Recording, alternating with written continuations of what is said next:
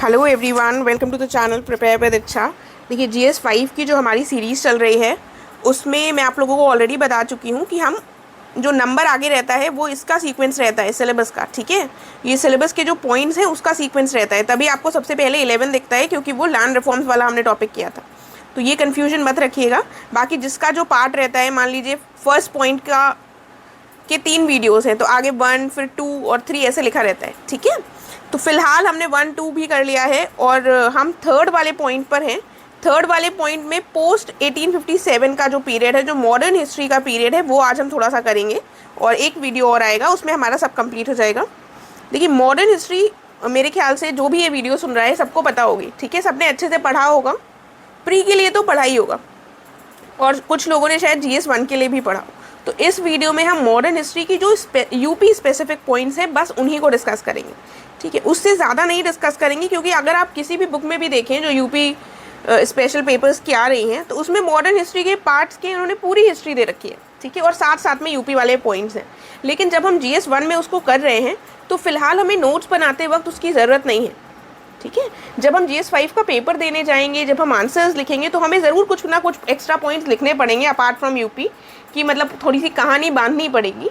लेकिन यहाँ पर आज जो हम वीडियो में डिस्कस करेंगे, और मैं आपको यही रिकमेंड करूँगी जो नोट्स आप बनाइए वो स्पेसिफिक ही बनाइए। ठीक है, ताकि आपको याद रहे कि अगर मान लीजिए NCM से क्वेश्चन आ जाता है असहयोग आंदोलन से, तो यूपी में कौन कौन सी इससे संबंधित घटनाएं घटी। ठीक है, आप नॉन कोऑपरेशन मूवमेंट को प्रीलिम्स में पढ़ चुके होंगे और GS1 में आपने उसके क्या प्रभाव रहे, क्या कारण थे, किस वजह से उन्होंने वापस ले लिया, क्यों वो सक्सेसफुल नहीं हो पाई, इस तरीके के सारे एनालिटिकल क्वेश्चन कर लीजिएगा। ठीक है, फिर उत्तर प्रदेश में जो पॉइंट्स हैं उसके स्पेसिफिक उनको देख लीजिएगा। ठीक है, तो आपका ये टॉपिक कोई भी क्वेश्चन पूछ लिया जाए इस टॉपिक से तो आप उसको कंप्लीट कर लेंगे। ठीक है, तो उत्तर प्रदेश स्पेसिफिक आंसर में भी पॉइंट्स आपको लिखने पड़ेंगे एक्स्ट्रा, लेकिन जो नोट्स बना रहे हैं उसमें स्पेसिफिक पॉइंट्स ही लिखिए। आई होप क्लैरिटी मिल गई होगी। आइए अब देख लेते हैं।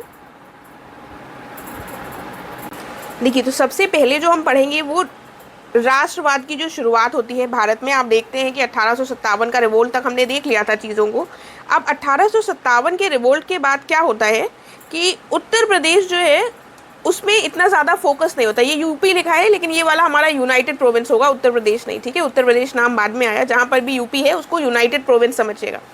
ठीक है, तो ये जो था इसकी तरफ अंग्रेज़ों का थोड़ा सा बायस्ड एटीट्यूड दिखता है, थोड़ी सी बायसनेस दिखती है, जिसकी वजह से यहाँ पर ऐसा कुछ, वैसे भी अंग्रेज़ जो भी कुछ स्थापित कर रहे थे या कुछ भी फैक्ट्री लगा रहे थे, कुछ भी कर रहे थे, तो वो अपने लिए कर रहे थे। फिर भी उत्तर प्रदेश में ऐसा कुछ हमें उस समय पर नहीं देखने को मिलता है। और बंगाल, बॉम्बे और मद्रास की तुलना में उत्तर प्रदेश में ना ही शिक्षा का कुछ ऐसा विकास हुआ, और जो सामाजिक आंदोलन जो शुरू हुए थे, सामाजिक सुधार आंदोलन, वो भी उत्तर प्रदेश में उतने वृहद स्तर पर ऐसा कुछ देखने को नहीं मिलता है हमको।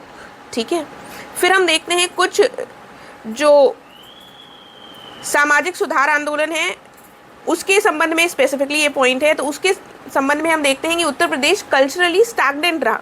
कल्चरली स्टैग्नेंट मतलब यहाँ पर हिंदी वाला पॉइंट थोड़ा सा नीचे आ गया है, सांस्कृतिक स्थिरता देखने को मिलती है हमको। ठीक है, ये वाला पॉइंट लिखा हुआ है, तो हिंदी इसमें थोड़ी सी नीचे है, ऐसा नहीं है कि मैंने नहीं दिया है। ठीक है, उत्तर प्रदेश में हमको सामाजिक और जो धार्मिक आंदोलन था, इससे संबंधित जो संस्थाएं स्थापित हुई, इससे संबंधित कोई वृहद स्तर पर, वृहद पैमाने पर कुछ ऐसा नहीं दिखाई देता है शुरुआत में। लेकिन 19वीं शताब्दी के उत्तरार्ध में, लेटर ईयर्स में, समझ लीजिए 1850 के बाद से हम देखते हैं कि कुछ कुछ होना शुरू होता है। जैसे सर सैयद अहमद खान, इन्होंने इस समय पर महत्वपूर्ण भूमिका निभाई। ये मुस्लिम धर्म में, इस्लाम धर्म में सुधार के पक्षपाती थे। इन्होंने एक तहजीब उल अखलाक नामक किताब निकाली। बाकी आपको इनके जो प्रीलिम्स वाले पॉइंट्स हैं वो भी यहाँ पर कुछ कुछ नोट कर सकते हैं। ठीक है, तहजीब उल अखलाक में इन्होंने पश्चिमी जो नॉलेज थी और साइंस की जो नॉलेज थी, इन सबको मुसलमानों में बढ़ाने का प्रयास किया। उनका मानना था कि मुस्लिम जो है वो थोड़े बैकवर्ड हैं और उनको इससे निकालने के लिए वेस्टर्न एजुकेशन देना उनको इम्पॉर्टेंट है। और इसी के क्रम में 1875 में अलीगढ़ में मुस्लिम मोहम्मदन एंग्लो ओरिएंटल स्कूल की स्थापना करते हैं। ठीक है, ये पॉइंट हो गया। उसके बाद उत्तर प्रदेश में एक चीज़ और होती है। उत्तर प्रदेश में भारतेंदु बाबू हरिश्चंद्र जो थे, ये बनारस के थे बेसिकली। इन्होंने आगे चलकर स्वदेशी मूवमेंट में, जो स्वदेशी मूवमेंट रिकॉल कर पा रहे हैं, बंगाल में हुई थी 1905 का, जब बंगाल विभाजन की बात हुई थी, तो उसी के परिणाम स्वरूप स्वदेशी मूवमेंट को लॉन्च किया गया था। तो ये बनारस के थे और इन्होंने अपनी एक जर्नल यानी कि पत्रिका कवि वचन सुधा के माध्यम से स्वदेशी आंदोलन का सहयोग किया था, सपोर्ट किया था। ठीक है, तो अगर हम कोई पॉइंट लिख रहे हैं तो हमारे पास ये इंपॉर्टेंट पॉइंट होना चाहिए कि हाँ, उत्तर प्रदेश के ये थे जिन्होंने महत्वपूर्ण भूमिका निभाई। आगे बढ़ते हैं, राष्ट्रवाद की शुरुआत के थोड़े से पॉइंट्स देख लिए कैसे कैसे चीज़ें हुई। आगे Indian national Congress, Indian national Congress की स्थापना 1885 में हुई थी, बॉम्बे के ग्वालियर टैंक में हुई थी। वो वाले पॉइंट्स यहाँ पर नहीं लिखे हुए हैं। ठीक है, तो इसकी शुरुआत से राष्ट्रवाद को एक अलग एनर्जी मिलेगी, एक अलग ऊर्जा मिलेगी। तो उत्तर प्रदेश में फिर से मैंने कहा है कि उत्तर प्रदेश स्पेसिफिक ही बातें कर रहे हैं हम यहाँ पर। पहला अधिवेशन 1885 में हुआ, बॉम्बे में हुआ, लेकिन उत्तर प्रदेश से कौन कौन था जिसने इसमें भाग लिया? तो वो थे गंगा प्रसाद वर्मा, प्रणत पंडित, मुंशी ज्वाला प्रसाद, जानकी नाथ घोषाल, लाला बैजनाथ। ठीक है, तो ये नाम रट लीजिएगा, ऐसा कोई पॉइंट आता है तो आपके पास होना चाहिए कि उत्तर प्रदेश को किसने किसने रिप्रेजेंट किया। आगे चलते हैं, जो अगला सेशन हुआ, अब मेरे सेशंस भी यहाँ पर नहीं लिखे, सिर्फ वही सेशंस की जगहें हैं जो उत्तर प्रदेश में हुई। ठीक है, जो 1886 का हुआ, इसमें लगभग 74 प्रतिनिधियों ने उत्तर प्रदेश से भाग लिया। 1887 में उत्तर प्रदेश से जो प्रमुख थे वो थे मौलवी हामिद अली और मदन मोहन मालवीय। ठीक है, आगे चलकर हम देखते हैं अब किसने भाग लिया वो इम्पोर्टेंट नहीं है, कहाँ कहाँ पर उत्तर प्रदेश में ये सत्र जो थे वो आयोजित हुए। 1888 का प्रयागराज में हुआ था, इसकी अध्यक्षता जॉर्ज यूले ने की थी। फिर ये 1892 का प्रयागराज में हुआ, WC बैनर्जी ने अध्यक्षता की। 99 का लखनऊ में हुआ, RC दत्त ने की। 1905 में बनारस में हुआ, GK गोखले ने इसकी अध्यक्षता की। 1910 में हम देखते हैं फिर से प्रयागराज में हुआ, विलियम वेडरबर्न ने इसकी अध्यक्षता की थी। 1916 का लखनऊ अधिवेशन।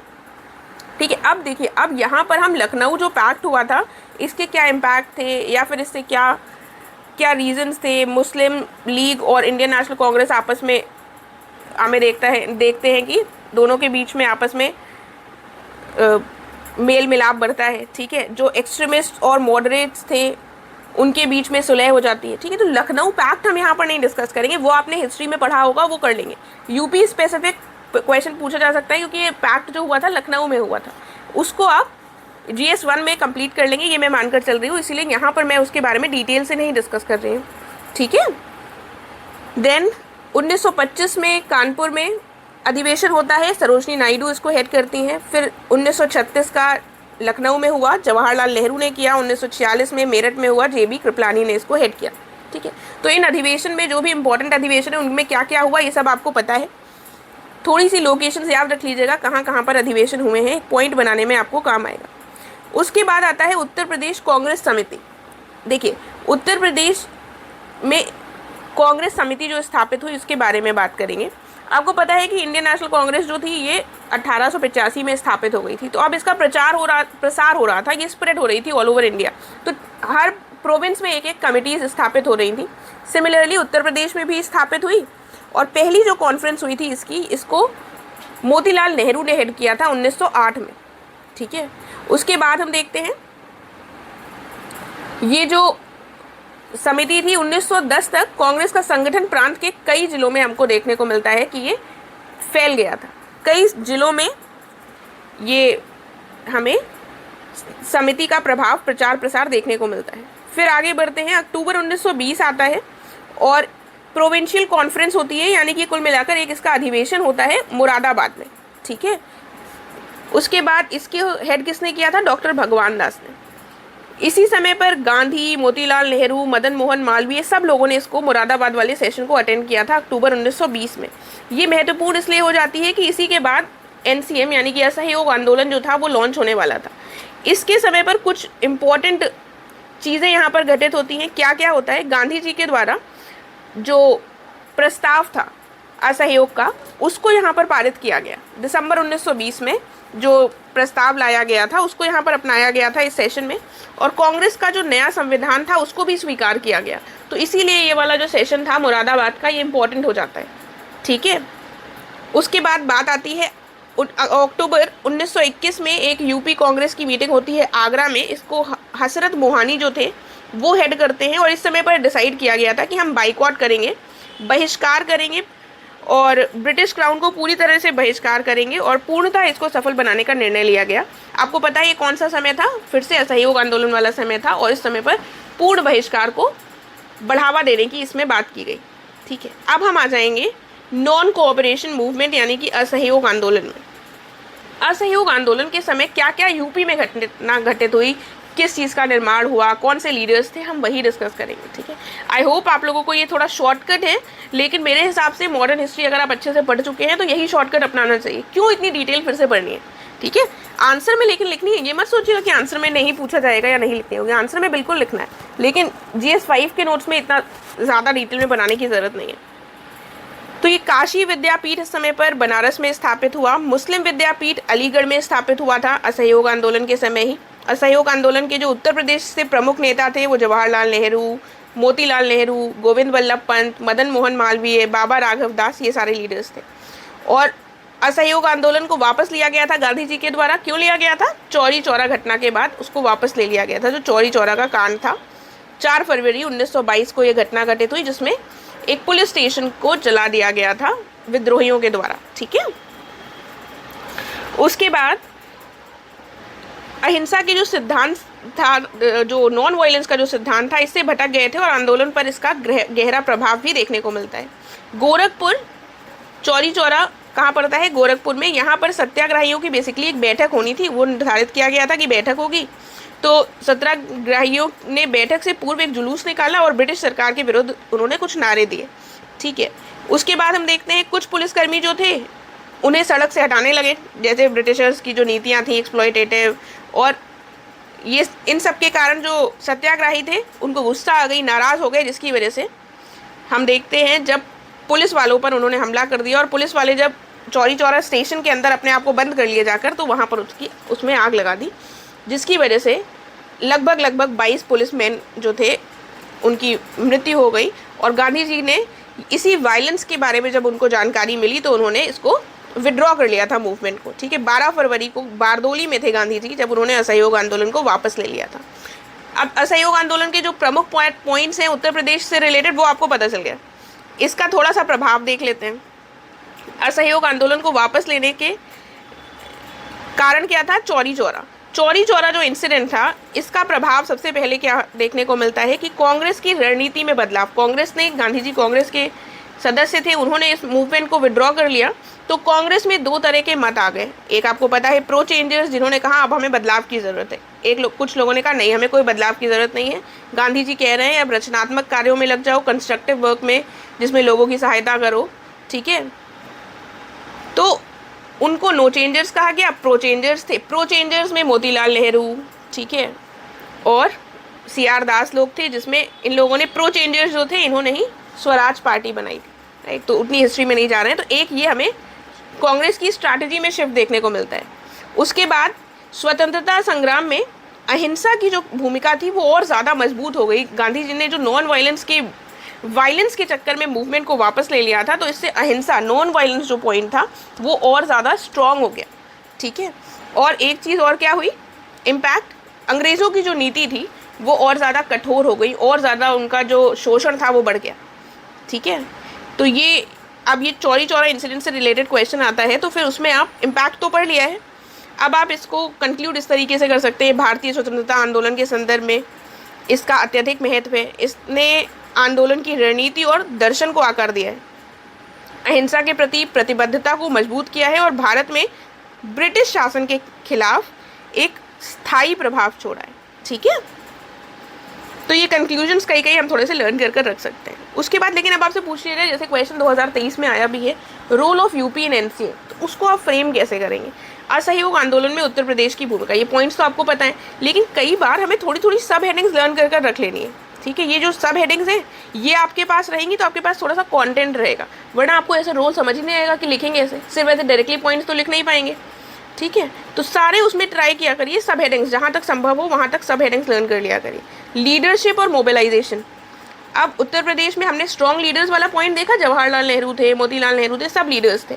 तो उत्तर प्रदेश के जो नेता थे, ठीक है, उनके बारे में एक पॉइंट लिखेंगे, उन्होंने एक स्ट्रॉन्ग लीडरशिप प्रोवाइड की। ठीक है, उत्तर प्रदेश के जो लीडर्स थे उनके नाम भी है यहाँ पर, इन्होंने अपने भाषण, अपने लेखन से लोगों को बहुत ज़्यादा प्रभावित किया और लोगों में राष्ट्रवाद की जो भावना थी उसको बढ़ावा दिया। तो भूमिका में एक पॉइंट हम एक सब हेडिंग के साथ लिख सकते हैं, नेतृत्व और लामबंदी। फिर जन भागीदारी का दूसरा पॉइंट लिख सकते हैं। फिर उत्तर प्रदेश से संबंधित हमको पता है समाज के जो विभिन्न वर्ग थे, छात्र, किसान, वकील, सबने इसमें पार्टिसिपेट किया। असहयोग का आह्वान उत्तर प्रदेश के लोगों के बीच एक दृढ़ता के साथ गूंजा। ठीक है, अब मैं केवल मास पार्टिसिपेशन बता दूं या जन भागीदारी, तो ये वाले पॉइंट आप शायद रिकॉल न कर पाए, लेकिन अगर आपने इनको पढ़ लिया तो आपको लगेगा ये तो बहुत आसान है, इसमें ऐसा कुछ नहीं है। इसीलिए मैंने ये 2 पॉइंट्स लिख दिए कि आप जब मास पार्टिसिपेशन का पॉइंट लिखें तब आपको ये पता होना चाहिए। उसके बाद बाइकॉट, आपको पता है उस समय पर गांधी जी के आह्वान पर बाइकॉट को बढ़ावा दिया गया था। बाइकॉट इंस्टीट्यूशंस को भी किया गया और जो वस्तुएं थी उनको भी किया गया। स्कूल्स, कॉलेजेस सबका व्यापक रूप से बहिष्कार किया गया। वस्तुओं में कपड़े, नमक, शराब आदि सबका बहिष्कार देखने को मिलता है। पिकेटिंग और डेमोन्स्ट्रेशंस, धरना और प्रदर्शन भी हुए, मार्चें निकाली गई, जनसभाएं आयोजित हुई, जुलूस निकाले गए। ठीक है, उसके बाद अंग्रेज़ों की जो शोषणकारी नीतियां थी वो भी हमें देखने को मिलती हैं। इसमें भी लाठीचार्ज, गिरफ्तारी और अन्य प्रकार की क्रूरता का सामना किया उत्तर प्रदेश के लोगों ने। ठीक है, ये जनरल पॉइंट्स हैं, ऐसा कुछ नहीं है कि उत्तर प्रदेश में ही स्पेसिफिकली हुए, लेकिन आपको जब भूमिका की बात आती है तो इस हेडिंग्स के साथ लिखने में आपके पास एक कंटेंट रहेगा, वरना आप भूमिका कैसे लिखेंगे, कंफ्यूज हो जाएंगे। अनटिल एंड अनलेस आप बहुत ही स्मार्ट हैं आंसर राइटिंग में, आपको समझ नहीं आएगा। तो सब हेडिंग्स के साथ पॉइंट्स को लिखना सबसे अच्छा तरीका होता है। उसके बाद भारतीय राजनीति जो थी, इसमें भी हमको इसका प्रभाव देखने को मिलता है। जो मास मोबिलाइजेशन था और भागीदारी थी, इससे आईएनसी को और मजबूती मिली, जो इंडियन नेशनल कांग्रेस थी वो और मजबूत हो सकी। साथ में जो पॉलिटिकल कॉन्शियसनेस थी लोगों की उत्तर प्रदेश में, उसको भी बढ़ावा मिला। ठीक है, तो ये हमारे पूरी भूमिका के ये पॉइंट्स हैं, इन्हीं में हमको इन पॉइंट्स को मिलाकर लिख देना है। अब इसको कंक्लूड कैसे करेंगे? कंक्लूड करने के लिए हमारे पास लाइन है, असहयोग आंदोलन में उत्तर प्रदेश की भूमिका स्वतंत्रता के उद्देश्य को आगे बढ़ाने और भारतीय स्वतंत्रता संग्राम के प्रक्षेप पथ को आकार देने में सहायक हुई, यानी कि जो ट्रैजेक्टरी थी उसको शेप देने में सहायक हुई। ठीक है, देखिए इतना हो गया। आज वीडियो बहुत छोटा है क्योंकि जब बड़े वीडियो बनाओ तो आप लोग देखते नहीं, इसलिए मेरी कोशिश है कि अब छोटे छोटे वीडियोस थोड़ा जल्दी लाने की कोशिश करूँगी। मैंने शॉर्ट में ही हिस्ट्री को लिया है, वैसे तो हिस्ट्री बहुत डिटेल्ड है, एक एक टॉपिक पर बहुत लंबी लंबी चर्चाएं हो सकती हैं। यूपी स्पेसिफिक पॉइंट्स ही डिस्कस किए हैं। एक बार आप लोग कमेंट करके बता दीजिएगा कि आप लोगों को इससे समझ में आ रहा है कि नहीं। अगर आप लोगों को लगेगा नहीं हम थोड़ा सा और डिटेल से डिस्कस करें, तो मैं नेक्स्ट वीडियो में कोशिश करूँगी कि पहले डिटेल से डिस्कस कर लें, उसके बाद यूपी स्पेसिफिक पॉइंट्स पर आ जाएँ। ठीक है, तो एक बार फीडबैक ज़रूर दे दीजिएगा। बाकी अगर आपको वीडियो अच्छा लगा है तो प्लीज़ लाइक और शेयर कीजिएगा और सब्सक्राइब करना बिल्कुल मत भूलिएगा। Thank you so much.